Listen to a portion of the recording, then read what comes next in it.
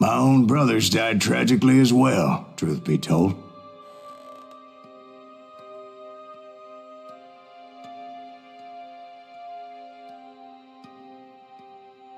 It was 1868, and me and my older brothers were pulling a tidy profit running cattle into Juarez, Mexico. One night after my brothers retired for the evening, I found a little poker game in a cantina with a couple of cowboys. And I just couldn't lose. I even won an old Spanish coin that had to be 100 years old. Well, I was mighty pleased with myself the next morning as my brothers and I rode for Texas.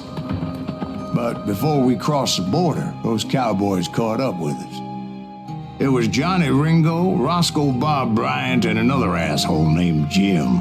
They wanted their money back and everything else we had, including our lives, as those boys didn't want us coming for them later.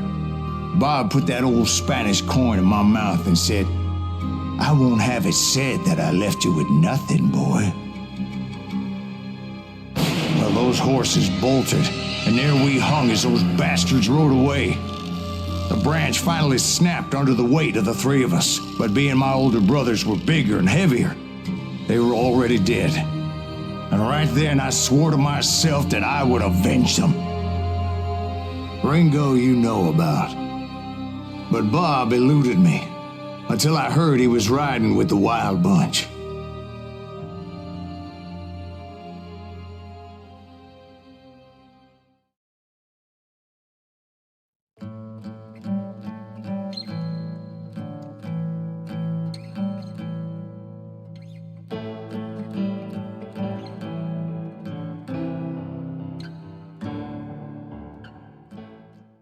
I'd been on their trail for months, ever since they left their hideout in the Bighorn Mountains.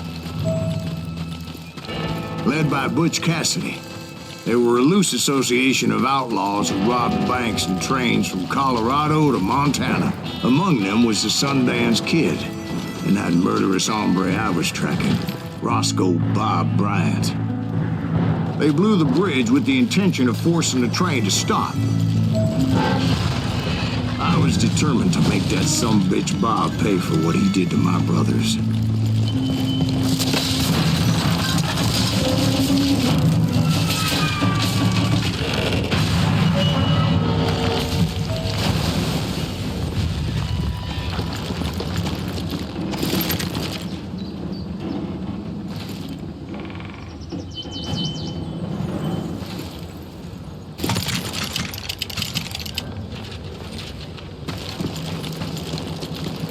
Ears are still ringing from blowing up that bridge.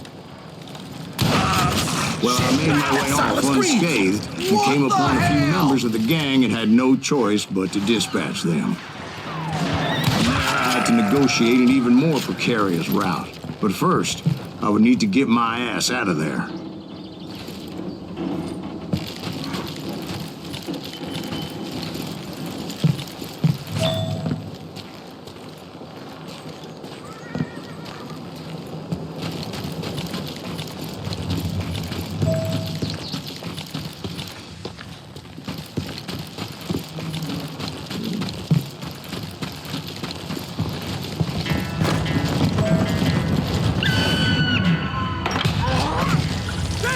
Jumped from the frying pan into the fire as the train was clearly fixing to fall. I had found the gang, but in order to find old Bob, I needed to fight my way forward past a whole passel of desperados. Outside, inside, any way I could, I made my way towards my prey. Well, what about the passengers? It was mostly a freight train, as I recall. There were no passengers aboard that day.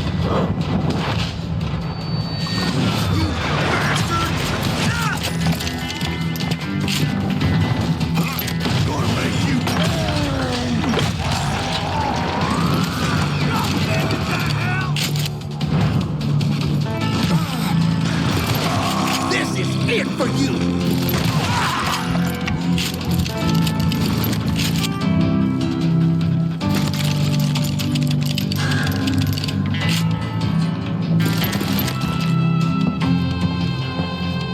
As I mentioned before, before, I am not fond of heights. But I was too busy dodging bullets to worry about falling to my death.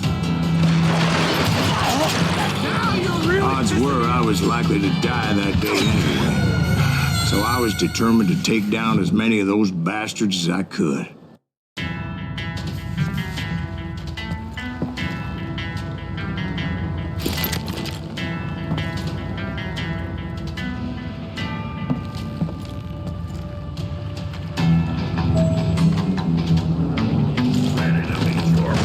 It was like shooting ducks in a shooting gallery. The only difference is these damn ducks shot back.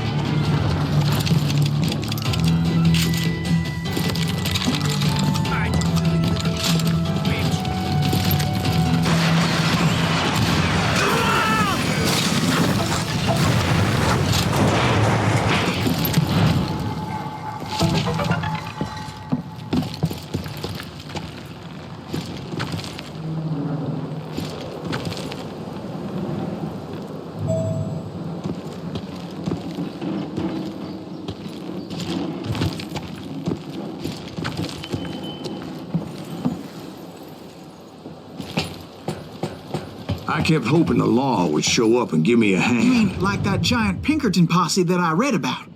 Did they come riding in, guns a-blazing to help?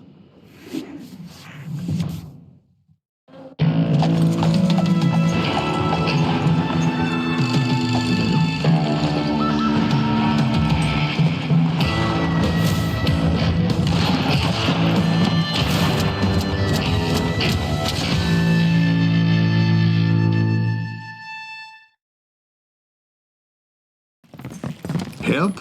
From the Pinkertons? No, son.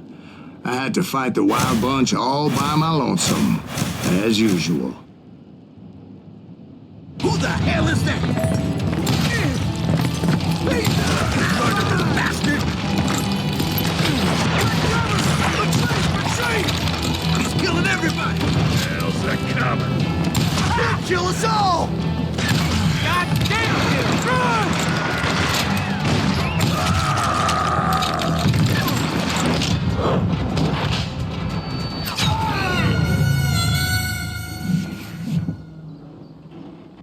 Hell's a coming.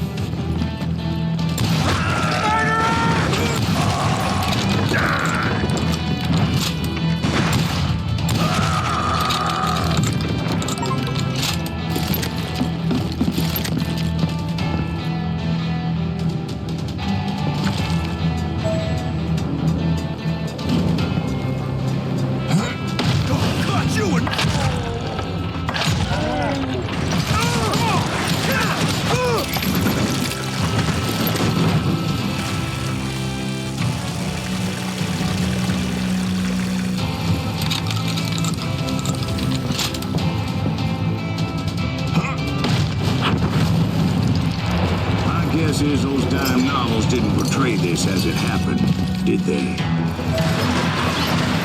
Only a few stragglers were left. I had to cut them down pronto if I was going to stay on old Bob's trail.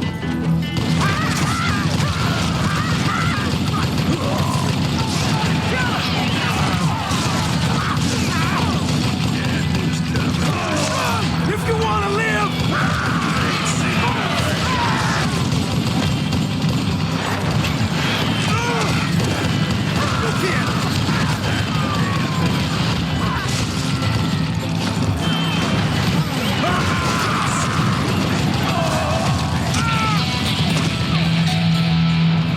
Cut you in two.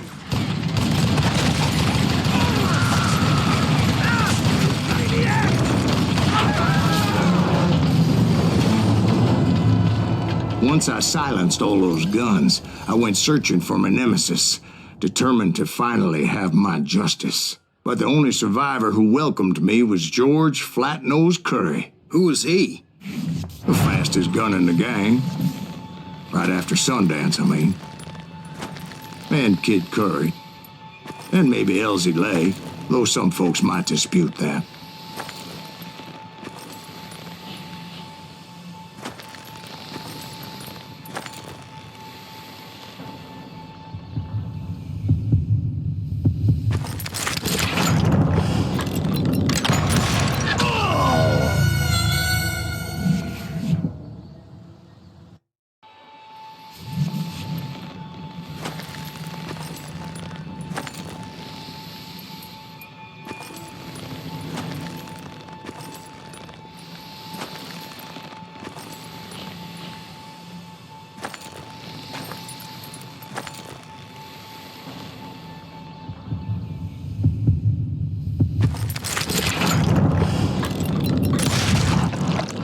very same day, Butch Cassidy and the Sundance Kid decided to leave the Wild Bunch behind and decamped for South America.